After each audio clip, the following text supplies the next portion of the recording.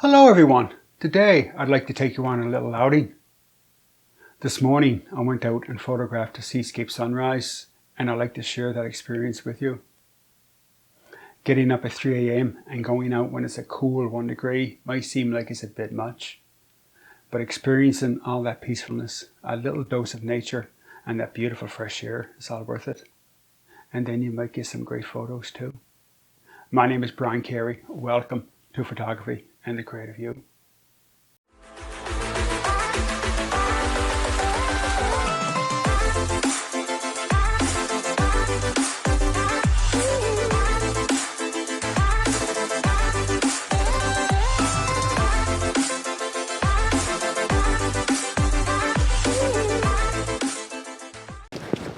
I'm gonna look for a spot to set up.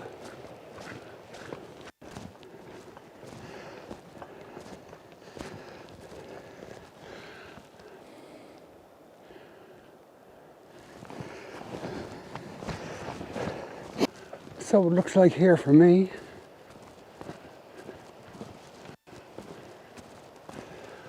You can see a lot of frost here. You can hear it under my feet as I'm walking. And when the sun hits that, that's going to glow. And all these bushes here, they're going to light right up. It's going to be a beauty. I'm going to put on my filter holder. I'm using my 16 to 35 zoom.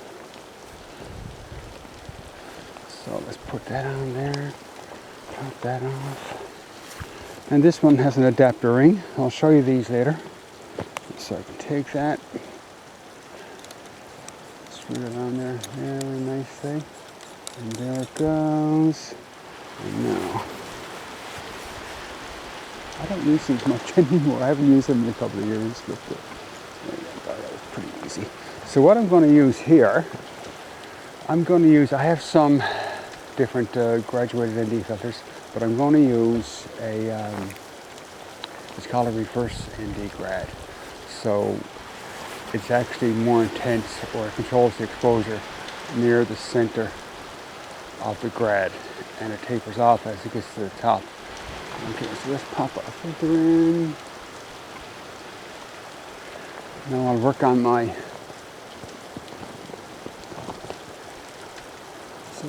composition. So I'm gone to 16 mils. So you see a little bit of control here.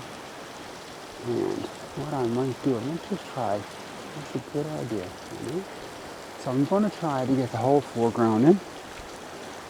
And I've got the 2 points here. So that's quite nice. And I'm going to see where my grad filter is doing the attenuation to it. So yeah, it's just out of your eyes, and I'm just going to keep it right there. Okay, so I'm actually ready to go. So that's what I'm looking at this minute. Yeah, 7 minutes to go.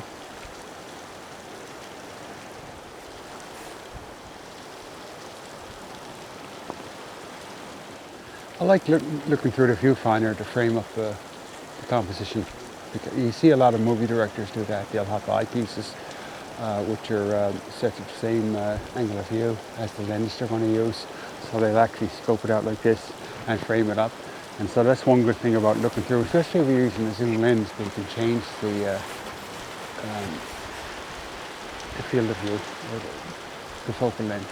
So you can actually adjust it so that you can look through and you can set it up and you can get your elements in place and that way. So it's a great way of doing it.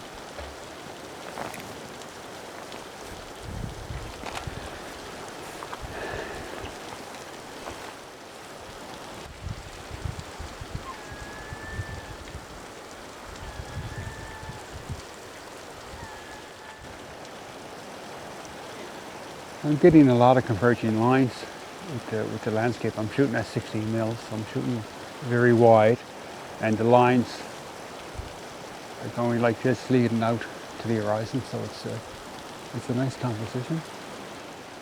And I've got the horizon in the towards the upper third of the frame.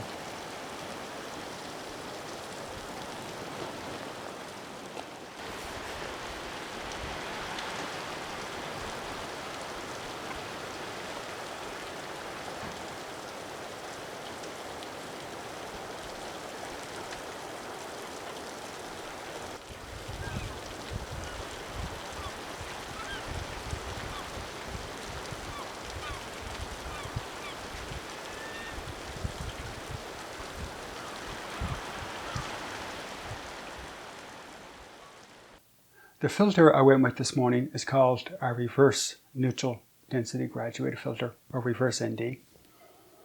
And what a reverse ND does, what it is, this is the filter here. So the reverse, this is the neutral density section of it, but down here it gives me more attenuation of the light. So this is at 0.9, so down around here it gives me about 3 stops, and it goes up to clear. So this is great for a sunrise, especially when you consider the sunrise. You would normally put the sunrise, say, along here to attenuate the sunrise so as to not blow it out, and the clear section below allows you to keep some detail in the shadows. So let's put that on. So this is the same lens I used this morning. It's a 16-35. It has an 82mm filter thread. So let's do this here. So this is the filter holder I use. This is a pretty generic one. Lee is popular. Lee has a popular one. This one's made by Cirque, I believe.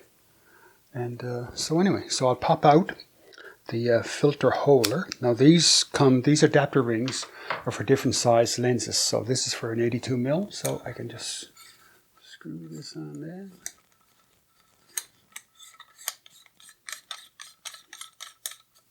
Okay, so, and I take my filter holder, and this blade here holds it in place. Hope you can see that. So I'll just hold it over here, pull up on the blade, snap it in place, and let the blade down. Reverse ND. So I would take this, and I would just put it in the slot here. And I have my filter holders modified with elastic bands, and what I'm thinking about doing, I'm going to do a video later on filters and some of the mods I've done.